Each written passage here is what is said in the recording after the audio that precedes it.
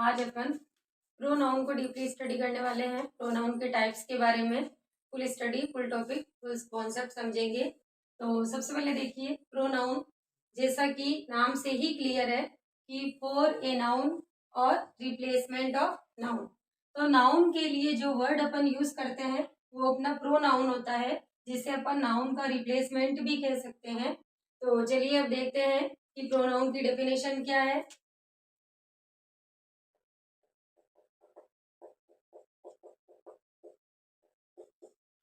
The word that is used at the place of noun is called pronoun।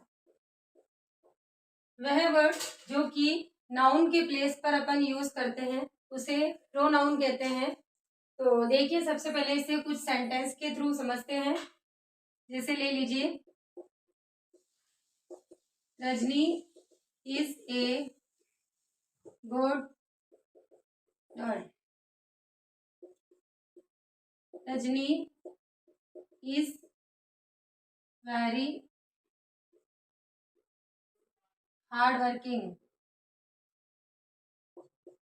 Rajni is my sisters friend. तो देखिए, Rajni is a good girl, Rajni is very hard working, Rajni is my sisters friend. कैसे बार बार अपन pronoun को नहीं जानते, इसलिए अपन रजनी रजनी रजनी लिख रहे हैं। अगर प्रोनाउन का इस्तेमाल हम इसीलिए कर रहे हैं ताकि भाई अब जैसे ये रजनी नाउन है सेंटेंस का, अब सेकंड बार इसे वापस रिपीट ना करके हम इसकी जगह जो प्रोनाउन है शी वो यूज में लेंगे। तो बाद में बार बार नाउन ना लिख के इसकी जगह प्रोनाउन वर्ड को यूज करते जाएंगे। अब जैसे सेकंड सेंटेंस देखिए, Ram is my neighbour. Ram is very intelligent. Ram stood first in the class. तो बार बार हमने राम राम राम ये लिखा, इसके बजाय अब जैसे राम इज माय नेबर, अब सेकंड में राम को रिपीट ना करते हुए वापस राम की जगह जो प्रोनाउन है he is very intelligent and he stood first in the class. देखिए नाउन को रिप्लेस इस तरीके से कर रहे हैं ये वर्ड प्रोनाउन। और भी कुछ सेंटेंस है, जैसे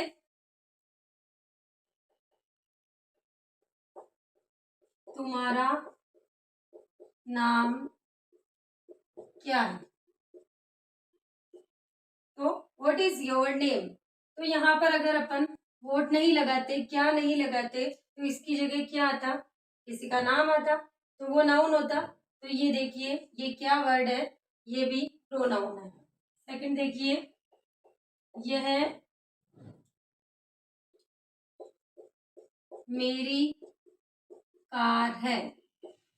अब यहाँ पर ये क्या है, यह नहीं आता तो कार का नाम आता। तो ये जो वर्ड है यह, ये भी प्रोनाउन है।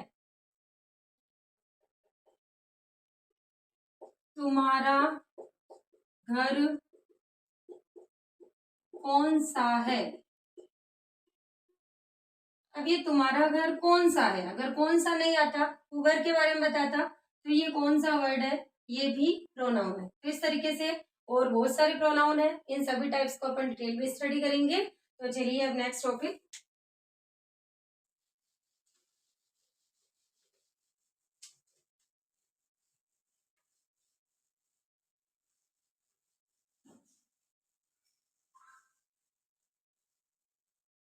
सबसे पहले अब हम देखेंगे कि नाउन का, प्रोनाउन का फंक्शन क्या है।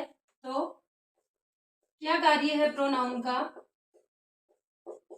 तो पहले to avoid the repetition of noun. सबसे पहला तो है कि नाउन की रेपिटेशन को अवॉइड करना। Second, it acts as subject और ऑब्जेक्ट ऑफ ए सेंटेंस। तो ये किसी भी सेंटेंस के सब्जेक्ट या ऑब्जेक्ट के रूप में कार्य करता है। तो देखा ही था, नाउन का रिप्लेसमेंट है। तो जिस तरीके से नाउन किसी भी सेंटेंस का सब्जेक्ट या ऑब्जेक्ट के रूप में कार्य करता है, उसी तरीके से जो प्रोनाउन है, नाउन की जगह प्रोनाउन लगा दिया तो वो भी सेंटेंस के सब्जेक्ट या ऑब्जेक्ट के रूप में ही कार्य करेगा। तो इंग्लिश में जो मेन प्रोनाउन अपन पढ़ते हैं वो I, we, you, he, she, it, they. Generally जब भी प्रोनाउन शब्द को अपन नाम में लेंगे तो प्रोनाउन के एग्जांपल्स के रूप में हम इन्हीं को पढ़ेंगे, क्योंकि नाउन के स्थान पर तो नाउन में भी मुख्य रूप से हम व्यक्ति का ही नाम लेते हैं। तो व्यक्ति की जगह पर ये सारे प्रोनाउंस जैसे यूज में लेते हैं तो ये प्रोनाउन हो गए। तो देखिए कुछ एग्जांपल्स सब्जेक्ट या ऑब्जेक्ट के रूप में किस तरीके से ये कार्य कर रहा है। जैसे he gave me a pen। तो यहाँ पर ये ही है सब्जेक्ट और ये जो मी है ये सेंटेंस का ऑब्जेक्ट है, और दोनों ही क्या है, pronoun. This pen is mine, यह पेन मेरा है। तो यहाँ पर ये क्या है, ये एक प्रोनाउन। तो अब प्रोनाउन के जो टाइप्स है एक बार उनको देख लेते हैं। प्रोनाउन तो हमने देख ही लिया कि भाई क्या है, अब इसे डिटेल में देखते हैं।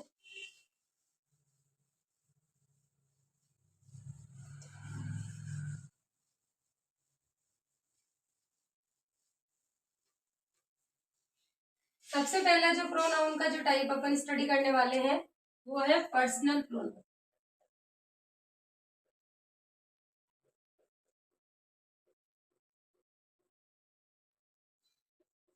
अब पर्सनल प्रोनाउन क्या होता है, तो इसके नाम से ही क्लियर है, पर्सन पर्सन।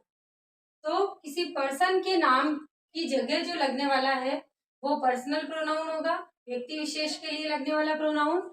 तो इसमें मेनली जो प्रोनाउंस है वो है आई, वी, यू, ही, शी,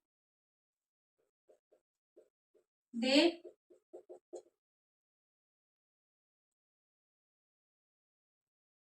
तो ये सारे पर्सनल प्रोनाउन में आते हैं। और एक है इट, माना कि ये इम्पर्सनल प्रोनाउन में आता है क्योंकि ये व्यक्ति के लिए ना लग के ये नॉन लिविंग थिंग्स के लिए लगता है, इंसेक्ट या एनिमल्स के लिए लगता है। लेकिन इम्पर्सनल प्रोनाउन का अलग से टाइप डिफाइन ना करके इसे पर्सनल प्रोनाउन में ही इन्वॉल्व किया गया है। अपन इसे बाद में भी देखेंगे इट का यूज इम्पर्सनल प्रोनाउन के रूप में कैसे होता है। तो चलिए सबसे पहले पर्सनल प्रोनाउन डिस्कस करते हैं अपन। तो सबसे पहले तो देखिए इसका सिंगुलर और प्लूरल।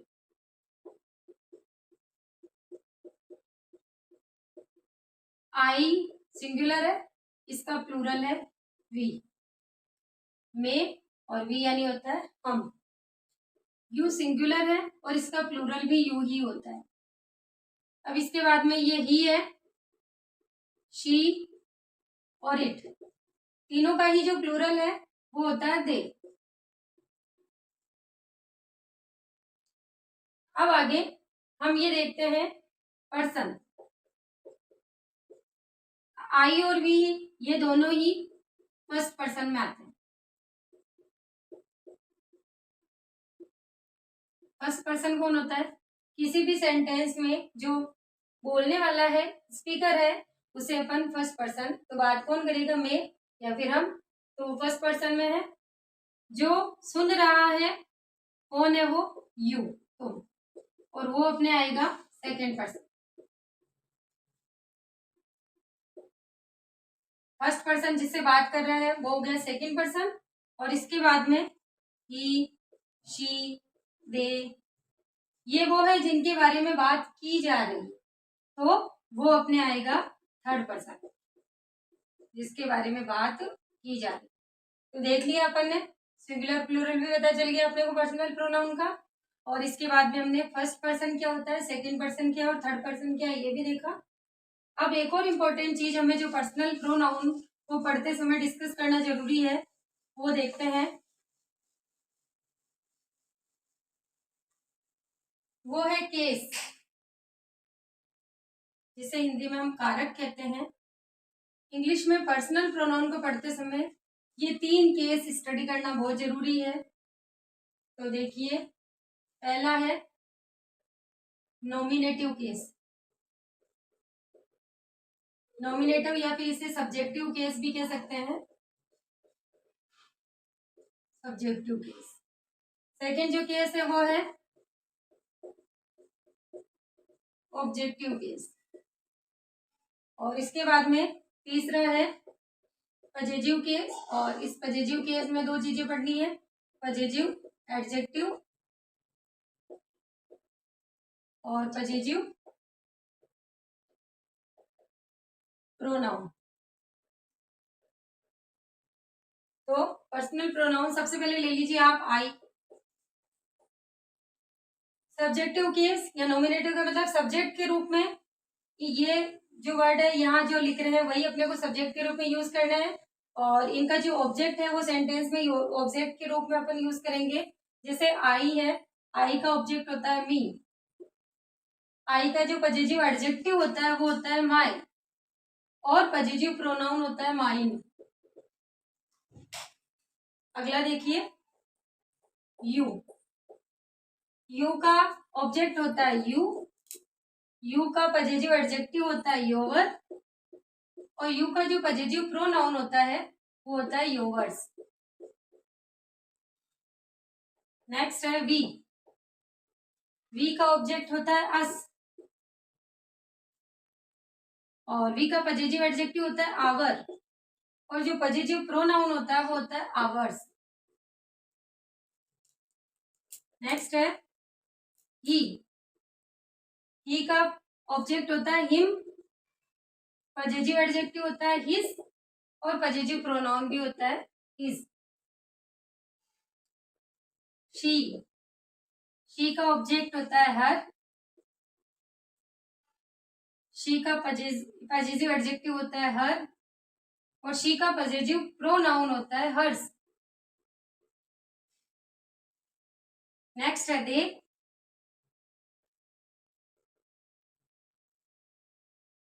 दे का ऑब्जेक्ट होता है देम, दे का पजेजिव एडजेक्टिव होता है देयर, दे का पजेजिव प्रोनाउन होता है देयर्स। नेक्स्ट है अपने इट, इट का ऑब्जेक्ट होता है इट, इट का पजेजिव एडजेक्टिव होता है इट्स, और इट का पजेजिव प्रोनाउन कुछ नहीं होता। तो ये जो केस की जो टेबल है बहुत इंपॉर्टेंट है, आप इससे पहले स्क्रीनशॉट ले लीजिए, नोट डाउन कर लीजिए। अब आगे देखते हैं अपन। अब देखिए, अपन ने ये जो केसेस पढ़े उसका इंपॉर्टेंस बताती हूँ आपको। तो सबसे पहले जैसे अपन कहते हैं कि मी यानी होता है मुझे, है ना, और देम का मतलब तो उन्हें होता है, मतलब आई यानी मुझे नहीं हो सकता, ये किसने कहा। तो अब इसे अपन स्टडी करते हैं कि अपने को सब्जेक्ट के रूप में लेना है, चाहे वो मुझे हो चाहे वे मैं हो, कुछ भी हो, अपन उसकी जगह आई ही लिखेंगे एज ए सब्जेक्ट। जैसे सेंटेंस देखिए, मुझे चॉकलेट पसंद है। अब इसमें देखिए सब्जेक्ट क्या है इसका, मुझे, मुझे चॉकलेट पसंद है, तो मुझे को कहते हुए तो क्या लिखना चाहिए फिर मी, नहीं, यहाँ पर सब्जेक्ट है तो मुझे क्या लिखेंगे, आई लाइक चॉकलेट।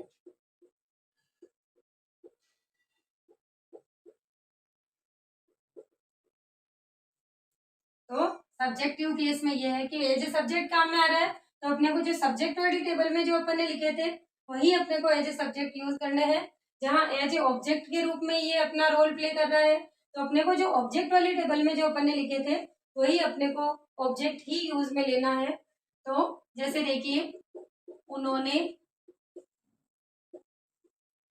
मुझे पीटा, तो उन्होंने एज ए सब्जेक्ट ही यही है, तो दे बीट मी, यहाँ पर ये ऑब्जेक्ट है तो यहाँ मी आ गया, यहाँ उन्होंने एज ए सब्जेक्ट है तो अपन ने दे लिख दिया। तो इस तरीके से हमने एज ए सब्जेक्ट और ऑब्जेक्ट का रोल देखा कि अपने को चाहे कुछ भी हो यही लिखना है, एज सब्जेक्ट के रूप में सब्जेक्ट को ही लिखना है और ऑब्जेक्ट के रूप में ऑब्जेक्ट को ही लिखना है। एक और देख लीजिए, उसने मुझे अपना पेन दिया, तो माना कि उसने मतलब कोई भी हो, ही और शी, जेंडर तो अपने को डिस्टिंग्विश किया गया नहीं है, यहाँ पर बताया हुआ नहीं है, तो चाहे ही मानो चाहे सी मानो दोनों सही है। तो जैसे ये she gave me her pen, तो ये अपना सब्जेक्ट हो गया तो शी लिखना है, ये ऑब्जेक्ट के रूप में यहाँ मी आ गया, she gave me her pen. तो ये देख लिया।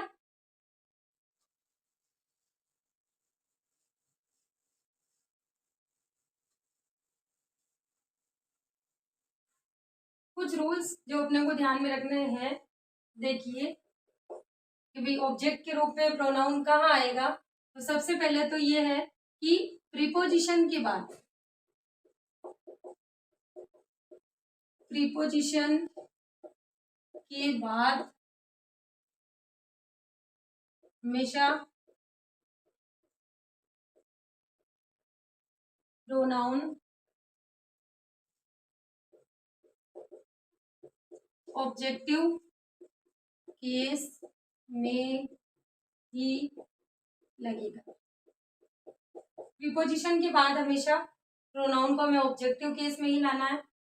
ये लेट के बाद, लेट से शुरू होने वाले जितने भी सेंटेंस है तो लेट के बाद भी प्रोनाउन हमेशा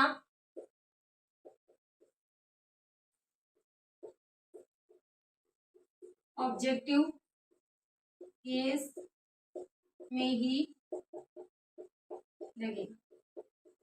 फॉर एग्जाम्पल्स देख लीजिए, लेट मी गो, अगर अपन यहाँ पर आई लिख देते हैं तो भाई बिल्कुल गलत है, क्योंकि लेट के बाद हमेशा ऑब्जेक्टिव फॉर्म में ही प्रोनाउन आएगा। जैसे let him do his work, उसे उसका काम करने दो, तो यहाँ पर लेट के बाद ऑब्जेक्टिव केस आएगा।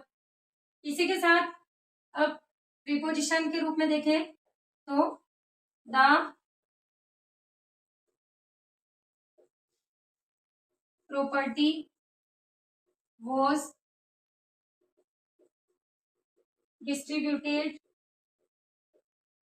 between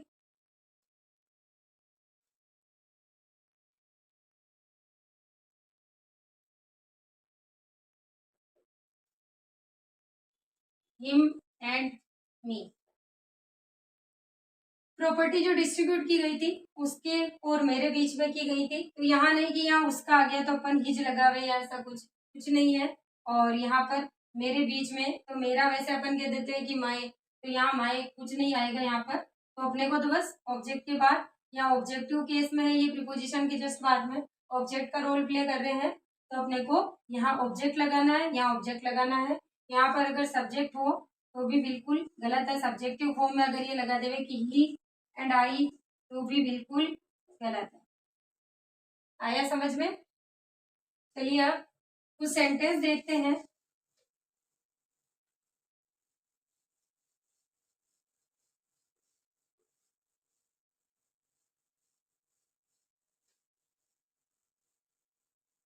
कुछ सेंटेंस देखते हैं और फाइंड आउट करते हैं कि कहाँ मिस्टेक्स होने से हमें मिस्टेक करने से हमें बचना चाहिए। तो देखिए, जैसे Ram and me are going to Jaipur. अब ये सेंटेंस सही है क्या? नहीं, बिल्कुल गलत है, क्योंकि ये क्या है, ये सेंटेंस का सब्जेक्ट एंड से कनेक्ट है, कंजक्शन से कनेक्ट है, और ये सब्जेक्ट है सेंटेंस का, तो यहाँ पर मी की जगह क्या आना चाहिए? आई। मी की जगह क्या आना चाहिए यहाँ पर? आई।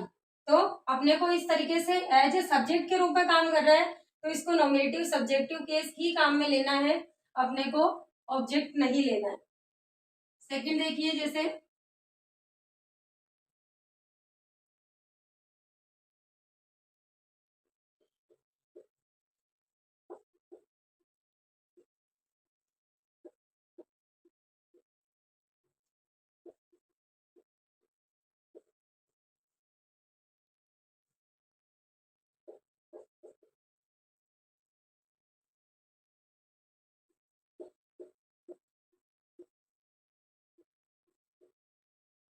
There is a good understanding between you and he. यहाँ पर कुछ गलती समझ में आई? There is a good understanding between me you and he, तो यहाँ पर यू का तो यू ऑब्जेक्ट ही रहता है, लेकिन यहाँ ये गलत है। क्या होना चाहिए यहाँ पर? ही की जगह हिम। प्रीपोजिशन है, और प्रीपोजिशन के बाद में अपने को ऑब्जेक्टिव के रूप में ऑब्जेक्टिव फॉर्म ही काम में लेनी है, तो यहाँ ही का ऑब्जेक्ट होता है हिम, तो यू का ऑब्जेक्ट तो यू ही रहता है। अब इसके साथ ही और देखिए,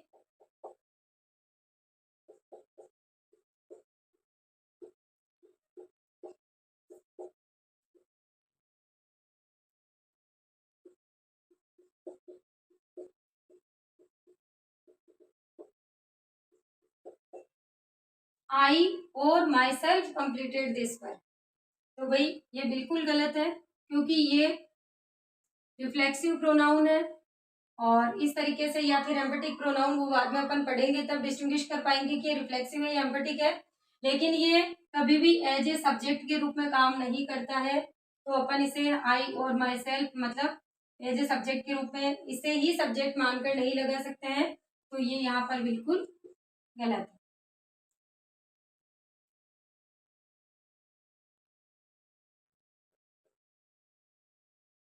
हाँ, और हट जाए यहाँ का, तो I myself completed this work, तो फिर एम्फेटिक में आ जाएगा, लेकिन और लगा हुआ आई के साथ, तो कोई आई और माई सेल्फ नहीं होगा, ये गलत है।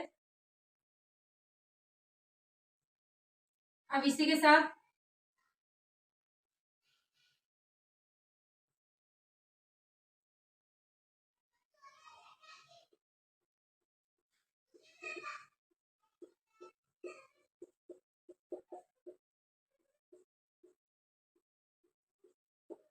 There is a surprise for her, तो यहाँ प्रीपोजिशन है, प्रीपोजिशन के जस्ट बाद में ऑब्जेक्टिव केस ही काम में लेना है, अपन इसे शी नहीं कर सकते, ये बिल्कुल सही है। तो ये देखा अपन ने किस तरीके से कॉमन एरर्स जो अपने को ध्यान में यूजुअली हो ही जाती है, लेकिन अपने को ध्यान में रखनी चाहिए। तो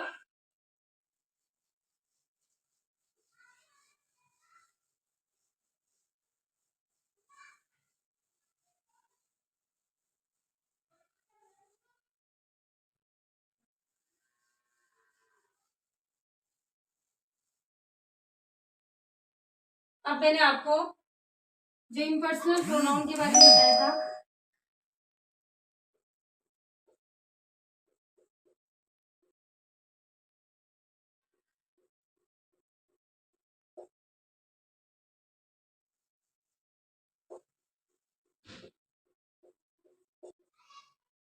इम्पर्सनल प्रोनाउन जिसमें अपन इन्वॉल्व करते हैं इट को, तो इम्पर्सनल प्रोनाउन जो the word that used,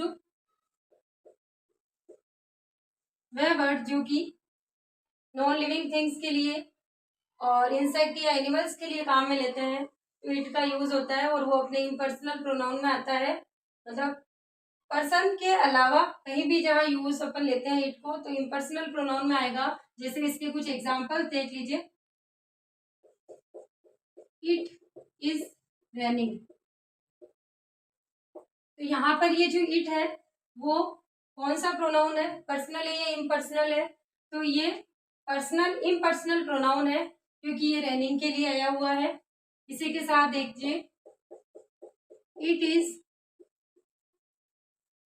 very tasty dish, बहुत ही टेस्टी डिश है। तो यहाँ डिश के लिए ये इट आया है, तो ये इम्पर्सनल प्रोनाउन है। अब इसी के साथ ही देख लीजिए एनिमल्स के लिए, I did not see the scorpion but it stung me, मैंने स्कॉर्पियन को नहीं देखा लेकिन इसने मुझे डंक मार दिया। स्कॉर्पियन होता है बिच्छू, इसने मुझे डंक मार दिया। तो यहाँ पर ये जो इट है वो क्या है भाई, तो इम्पर्सनल प्रोनाउन स्कॉर्पियन के लिए आया हुआ है। इसी के साथ ही और जैसे it is I who am responsible for the mistake. It is I, ये मैं हूं जो कि इस मिस्टेक के लिए जिम्मेदार हूं। तो अपन यहाँ हूं को देखकर यहाँ इज नहीं लगा सकते, इज बिल्कुल गलत है, ये एम ही सही है क्योंकि ये इसके लिए आया। ये इट किसके लिए है, इट आई के लिए आया और आई के अकॉर्डिंग ही अपने को यहाँ हेल्पिंग वर्ब एम लगाई है। तो it is I who am responsible for the mistake. It was you who chosen for that noble deed। It was you, ये तुम ही थे, who chosen for that noble deed। अब बताओ क्या हेल्पिंग वर्ब लगानी है, वॉज लगाएंगे, वर लगाएंगे? तो यहाँ पर यू के अकॉर्डिंग अपने को लगानी है were. It was you who were chosen for that noble deed, ये तुम ही थे जिन्हें कि इस नोबल डीड के लिए चुना गया था। तो इस तरीके से ये हमने देखा कहाँ कॉमन एरर्स हो जाती है, लेकिन अपने को ध्यान में रखना चाहिए। तो ये सब्जेक्ट के अकॉर्डिंग हेल्पिंग वर्ब लगे और सब्जेक्ट को पहचानना वो भी बहुत जरूरी होता है। तो ये अपन ने देखा ये सारा इम्पर्सनल प्रोनाउन ही है, इट का इम्पर्सनल प्रोनाउन के रूप में यूज।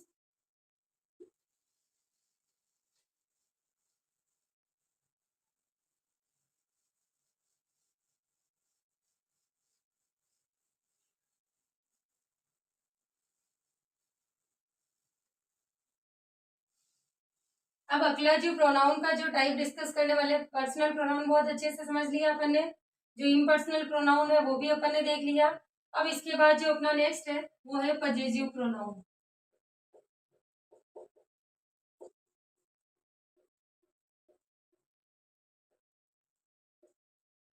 पजेसिव प्रोनाउन अपन ने टेबल में पढ़ा ही था कि पजेसिव प्रोनाउन कौन कौन से थे, वो माइन, यू का देखा था अपन ने योवर्स,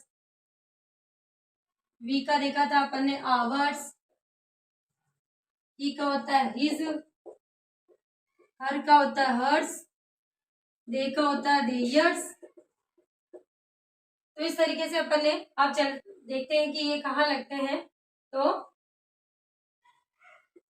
ये एग्जाम्पल ले लीजिए, ये है घर मेरा है, ये है घर मेरा है।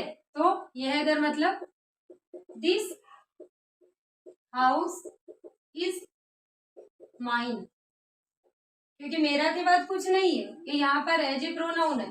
तो मेरा है तो दिस हाउस इज माइन। तो ये जो माइन है वो अपना पजेसिव प्रोनाउन हुआ। सेकंड देख लीजिए, यह है कार तुम्हारी है, यह कार तुम्हारी है। अगर इसकी जगह ये आता कि यह तुम्हारी कार है, तब तो अपन इसे लिखते हैं this is your car, this is your car. तो यह तुम्हारी कार है, लेकिन यहाँ लिखा यह कार तुम्हारी है, तो दिस कार इज योवर्स। तो ये अपना पजेसिव प्रोनाउन हुआ, यह कार तुम्हारी है। और देख लीजिए एग्जाम्पल, यह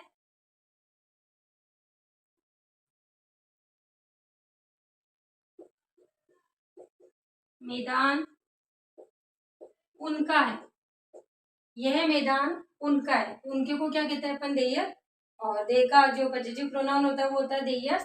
तो दिस ग्राउंड इज देयर्स, तो ये देयर्स है, ये पजेसिव प्रोनाउन हुआ। हर्ष, यह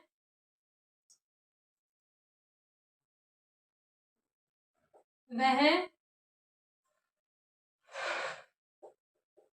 बैग उसका है, यह बैग उसका है, तो दिस बैग इज हर्ष भी लिख सकते हैं या फिर हिज भी लिख सकते हैं, क्योंकि यहाँ पर जेंडर पता नहीं अपने को कि वो गर्ल है या बॉय है, सिर्फ उसका दिया हुआ है। तो दिस बैग इज हर्ष या फिर हिज, कुछ भी आप मान सकते हैं, दोनों ही करेक्ट है। तो देखा अपन ने ये जो पजेसिव प्रोनाउन क्या होता है,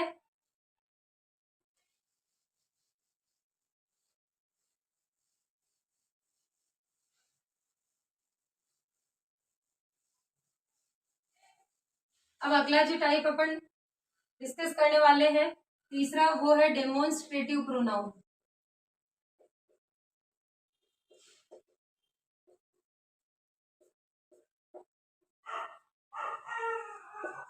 डेमोन्स्ट्रेटिव प्रोनाउन में जो प्रोनाउन आते हैं मेनली वो आते हैं दिस, दैट, दीज,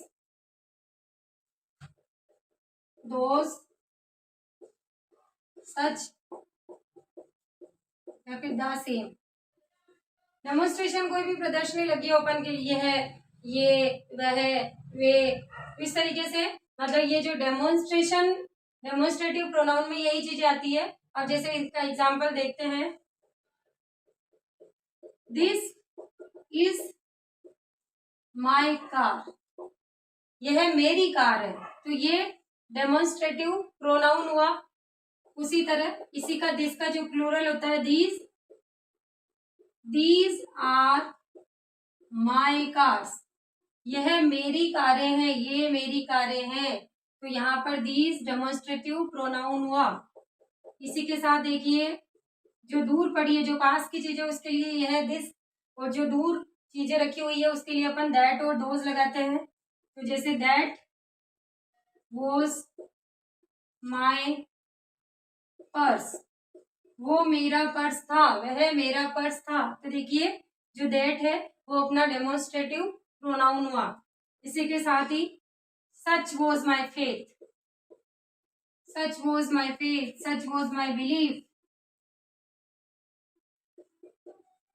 ऐसा मेरा विश्वास था, सच वॉज माई बिलीफ। तो यहाँ पर जो सच है वो अपने डेमोन्स्ट्रेटिव प्रोनाउन में आएगा। और इसके साथ देख लीजिए the same was my dress, the same was my dress, ऐसी ही मेरी ड्रेस थी।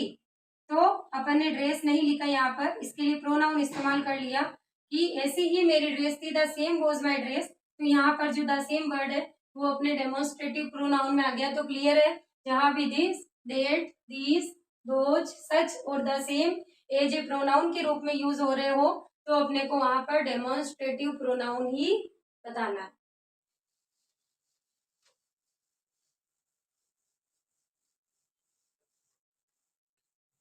अब जो अगला अपना प्रोनाउन का पार्ट है वो हम देख रहे हैं distributive pronoun.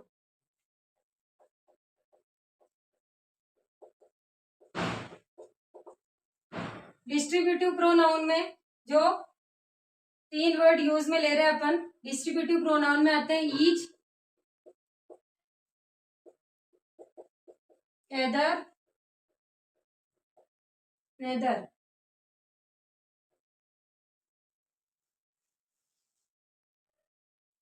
each either neither। तो ये अपने डिस्ट्रीब्यूटिव प्रोनाउन में आते हैं। तो देखिए इनका सेंटेंस में यूज कैसे होता है, जैसे each of the students was given a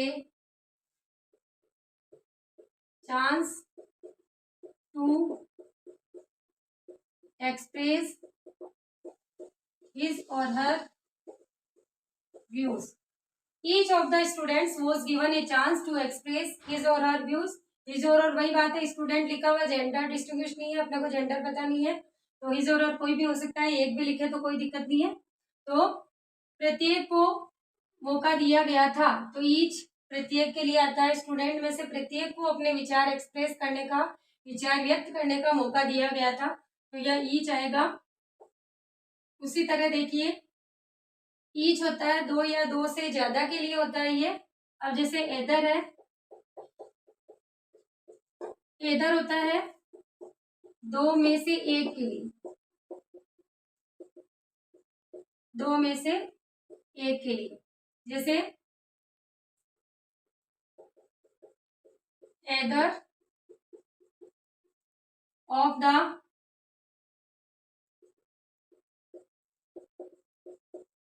two girls was called by the principal। either of the two girls was called by the principal, कि दोनों लड़कियों में से एक को प्रिंसिपल के द्वारा बुलाया गया था, तो ये आएगा। और इसी के साथ जो नेदर होता है, नेदर का यूज होता है दोनों में से कोई भी नहीं, दोनों में से कोई भी नहीं। देखिए इसका सेंटेंस किस तरह से बनेगा, तो neither of the roads leads to the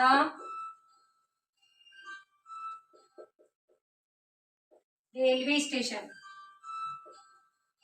nether of the roads leads to railway station. देखिए यहाँ पर वर्ब के रूप में कॉमन एरर्स में इस तरह से क्वेश्चन आ जाता है, तो यहाँ पर नेदर ऑफ द रोड्स मतलब रोडों में से कोई भी नहीं, एक के लिए भी नहीं आया, तो यहाँ सिंगुलर वर्ब के रूप में आएगा। यहाँ पर अपने को लीड अगर होता है तो गलत है, तो leads to the railway station, दोनों में से कोई भी रोड रेलवे स्टेशन की तरफ नहीं जाती है। तो इस तरीके से ये जो सेंटेंस है इसे अपन डिस्ट्रीब्यूटिव प्रोनाउन में इन्वॉल्व करेंगे।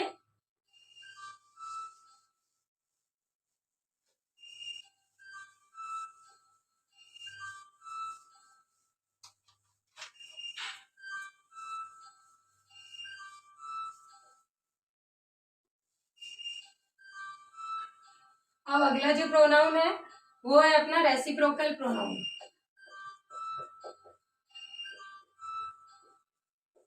रेसिप्रोकल प्रोनाउन, तो रेसिप्रोकल जो वर्ड है इसका मतलब ही होता है आपसी या पारस्परिक, आपसी या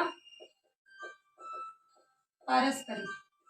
तो इसमें जो दो वर्ड अपन ध्यान में रखते हैं, एक तो ईच अदर होता है और एक होता है वन अनोदर, क्योंकि दोनों का ही इस्तेमाल एक दूसरे के लिए तो परस्पर के में संबंध में आता है। तो ईच अदर या वन अनोदर, इन ये जो वर्ड जिस सेंटेंस में आएंगे और अपने को प्रोनाउन पूछा जाएगा तो रेसिप्रोकल प्रोनाउन होता है। जो ईच अदर होता है ये तो होता है एक दूसरे के लिए, और ये दो के सेंस में आता है, और ये दो से ज्यादा के सेंस में वन अनोदर आता है। दो से ज्यादा के लिए वन अनोदर लिखते हैं अपन, है ना। तो जैसे ये है पहला each other, the two girls love each other very much. The two girls love each other very much. तो यहाँ पर अगर वन अनोदर हो तो गलत होगा भाई, क्योंकि यहाँ पर टू गर्ल्स दो की बात हो रही है, तो ईच अदर आएगा। और अगला जो सेंटेंस देखिए, we all respect one another. हम सभी एक दूसरे का रेस्पेक्ट करते हैं। तो यहाँ पर अपन वी ऑल आ गया, सबकी बात आ रही है, तो यहाँ वन अनदर आएगा। ईच अदर अगर यहाँ हो तो वो भी गलत है। The couple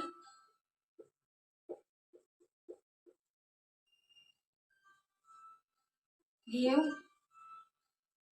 presents each other. The couple give presents each other, तो यहाँ वैसे ही कॉमन सेंस वाली बात है, कपल है तो इसमें दो ही व्यक्ति शामिल है। गिव प्रेजेंट्स ईच अदर, अगर यहाँ वन अनदर हो तो गलत होगा, यहाँ ईच अदर बिल्कुल सही। तो देखा आपने कि रेसिप्रोकल प्रोनाउन आपसी या पारस्परिक, और जब अपन ये मतलब समझ गए तो फिर अपने को इस रेसिप्रोकल प्रोनाउन को आइडेंटिफाई करने में कोई दिक्कत नहीं होगी।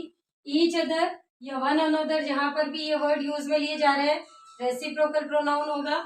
ईच अदर दो के लिए आता है और वन अनदर दो से ज्यादा के लिए आता है। अब अगला जो अपन प्रोनाउन देखने वाले हैं वो है emphatic. Emphatic pronoun, emphatic pronoun emphasis शब्द जहां जोर देकर किसी चीज पर जोर दिया जा रहा है, तो इसका मतलब ये होता है एक तो स्वयं का या खुद का। जैसे सेंटेंस, पहले तो इनके देखते हैं, जैसे myself, yourself, ourselves. देखिए जो प्लूरल है ना उसके आगे सेल्व्स लगेगा और जो सिंगुलर है उसके आगे सेल्फ लगेगा, गलत नहीं होना चाहिए। और हिमसेल्फ, हरसेल्फ, इटसेल्फ, देमसेल्व्स, ये सारे अपने एम्फेटिक प्रोनाउन में आते हैं। अब ये लगेंगे कहाँ, तो ये देखते हैं, जैसे I myself wasted my time, मैंने अपना समय खुद बर्बाद किया। तो I myself wasted my time मतलब सब्जेक्ट के जस्ट बाद एम्फेसिस करने के लिए, अपने सेंटेंस को एम्फेसिस करने के लिए अपन इसके जस्ट बाद में ये जो माई सेल्फ है वो लगा रहे हैं, तो ये अपना एम्फेटिक प्रोनाउन हुआ। जैसे she herself invested her property, उसने अपनी प्रॉपर्टी खुद इन्वेस्ट करी। तो यहाँ पर शी के बाद herself आ गया, तो यहाँ एम्फेटिक प्रोनाउन हुआ। इसी के साथ देखिए दे themselves won the match, they themselves won the match, उन्होंने खुद मैच जीता। तो इस तरीके से मतलब सब्जेक्ट के जस्ट बाद अपन इस एम्फसाइजिंग प्रोनाउन को लगाएंगे सब्जेक्ट के जस्ट बाद में सेंटेंस को एम्फेसिस करने के लिए, तो ये अपना एम्फेटिक प्रोनाउन हुआ। वो जो मैंने आपको बीच में बताया था ना भी की और, ये तो सेंटेंस गलत है, अपन जस्ट इसके जैसे दे themselves, तो इसमें कोई कमी नहीं है, ये सेंटेंस बिल्कुल सही है। अगर ये कंजक्शन लगने के बाद फिर अगर शी एंड हरसेल्फ या शी और हरसेल्फ, आई और माई सेल्फ अगर इस तरीके से हो तो फिर वो अपना सेंटेंस गलत होता है। एज ए सब्जेक्ट के रूप में अपन इस रिफ्लेक्सिव प्रोनाउन को यूज नहीं कर सकते हैं एज ए सब्जेक्ट के रूप में। बाकी ये एम्फेसिस करने के लिए दे themselves लिखा हुआ है या शी हरसेल्फ लिखा हुआ है, तो ये इसे सेंटेंस में जोर डालने के लिए कहा गया है और ये बिल्कुल सही है। अब इसी से मिलता जुलता जो अपना नेक्स्ट प्रोनाउन है वो है अपना रिफ्लेक्सिव प्रोनाउन।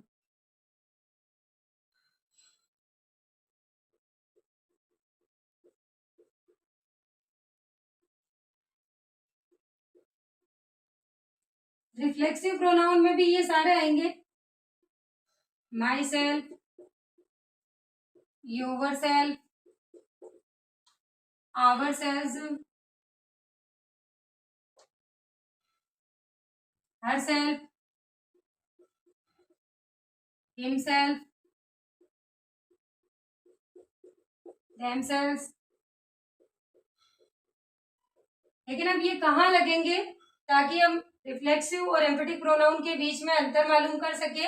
और इसका रिफ्लेक्सिव का मतलब होता है अपने आप को, अपने आप ही या अपने आप को। जैसे सेंटेंस देखिए, he went to Jaipur himself, he went to Jaipur himself, वे अपने आप ही जयपुर गया। तो यहाँ सेंटेंस के लास्ट में अगर सब्जेक्ट के जस्ट बाद में होता तो एम्फेटिक प्रोनाउन में आएगा, और सेंटेंस के लास्ट में है तो अपना वो रिफ्लेक्सिव प्रोनाउन में लेंगे अपन इसे। जैसे I completed my work myself, I completed my work myself. अगर ये I myself completed my work होता तो ये एम्फेटिक प्रोनाउन में आता, लेकिन I completed my work myself last में लगा हुआ है तो ये अपना रिफ्लेक्सिव प्रोनाउन में आएगा। तो दोनों के बीच का जो डिफरेंस है वो मालूम हुआ आपको कि किस तरीके से ये जो रिफ्लेक्सिव प्रोनाउन है वो अगर सब्जेक्ट के जस्ट बाद में है तो एम्फेटिक प्रोनाउन होगा, और सेंटेंस के अगर लास्ट में है तो अपना रिफ्लेक्सिव प्रोनाउन होगा।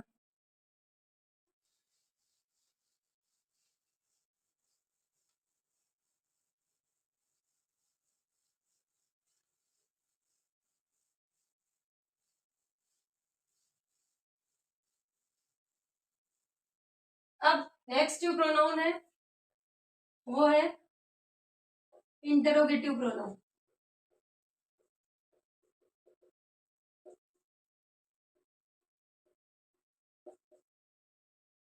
एज ए क्वेश्चन के रूप में अपन किन किन प्रोनाउन को यूज में लेते हैं, इंटरोगेटिव प्रोनाउन कौन कौन से होते हैं, तो देखिए व्हाट, विच, हु, हूं। सेंटेंस देखते हैं,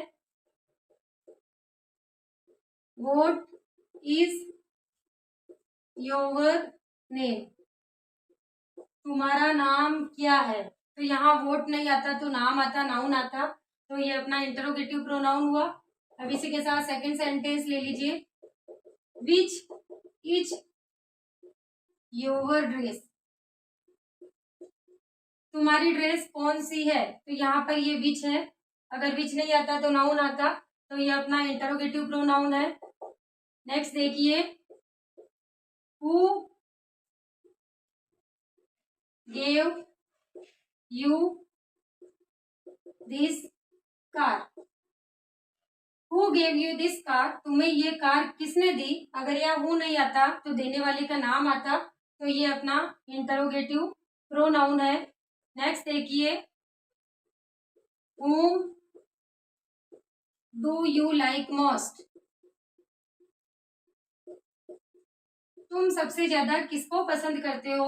whom do you like most, तो यहाँ पर अगर whom नहीं आता तो यहाँ किसी का नाम आता और वो सेंटेंस का ऑब्जेक्ट होता, तो ये अपने इंटरोगेटिव प्रोनाउन हुए।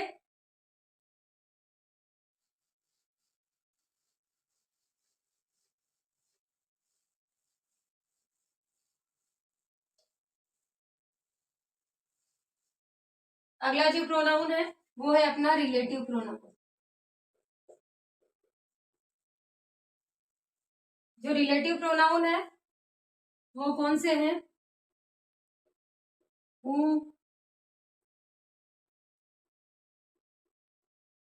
विच, डेट, whom, what। देखिए इनका सेंटेंस, जैसे this is the boy who met me yesterday। Sentence के बीच में लगकर ये रिलेटिव प्रोनाउन का काम करते हैं ये वर्ड्स। और जैसे दिस इज द बॉय, ये वही लड़का है हु मेट मी यस्टरडे, जो कि कल मुझे मिला था। तो यहाँ पर ये जो हु है वो रिलेटिव प्रोनाउन है। Next sentence,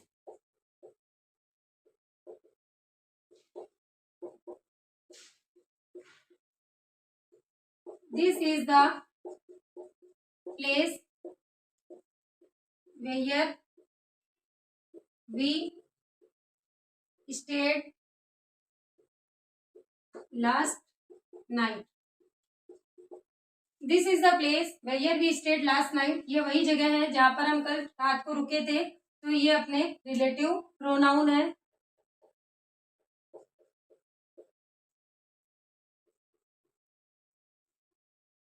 that was the horse which you bought last year, ये वही घोड़ा था जिसे तुमने लास्ट ईयर खरीदा। तो विच ये रिलेटिव प्रोनाउन है।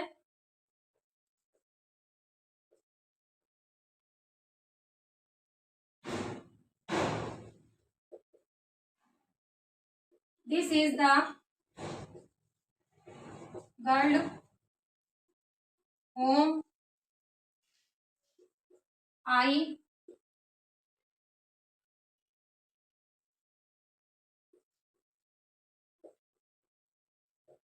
This is the girl whom I gave a pen, ये वही लड़की है जिसको कि मैंने एक पेन दिया। तो इस तरीके से ये अपने रिलेटिव प्रोनाउन हुए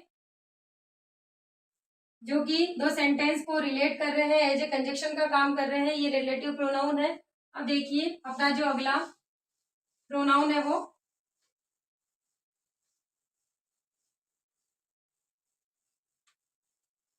इंडेफिनेट प्रोनाउन।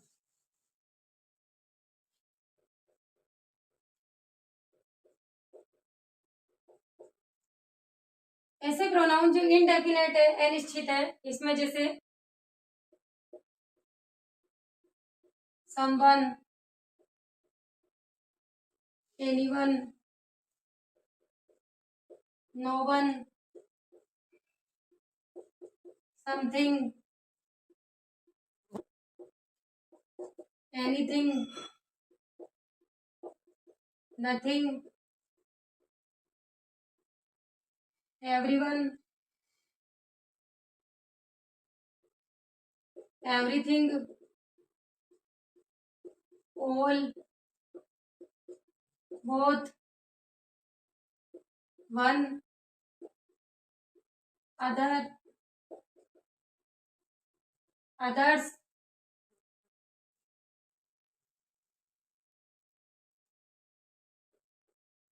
few, little। तो इस तरीके से ये none, any, some, एटसेट्रा, ऐसे बहुत सारे प्रोनाउन है जिनका कोई डेफिनेट नहीं होते हैं वो। तो इस तरीके से ये इंडेफिनेट प्रोनाउन में आएंगे। जैसे कुछ सेंटेंस देखते हैं, all that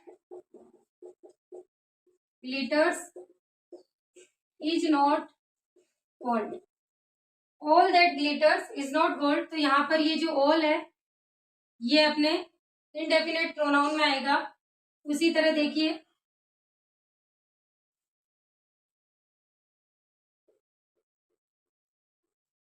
everyone is ready to move, everyone is ready to move, प्रत्येक व्यक्ति चलने के लिए तैयार है। तो ये अपना जो everyone है वो अपना इंडेफिनेट प्रोनाउन है। नेक्स्ट देखिए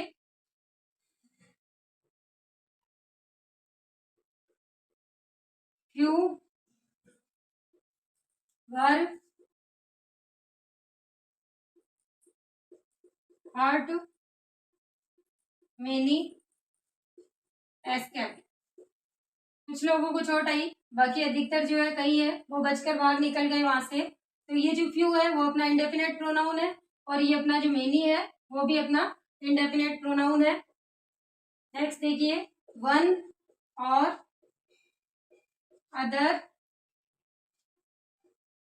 was responsible for